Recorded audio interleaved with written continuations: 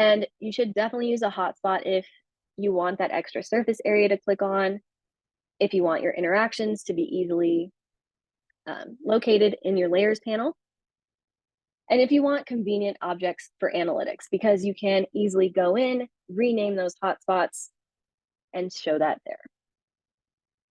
And then if you want to quickly copy and paste interactions, you can also copy a hotspot and paste that.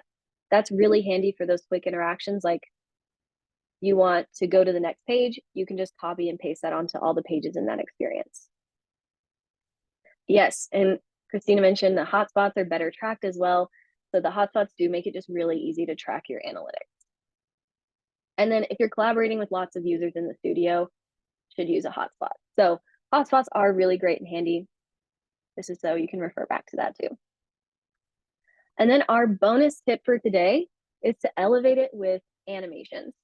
We're going to dive into animations more thoroughly each week, depending on the interaction we're focusing on.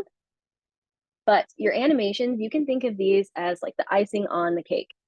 You can add your animations after your interactions, and that just makes your transitions a lot smoother. And it helps break up your content, make it a little more digestible for the user to see all of that information on the page.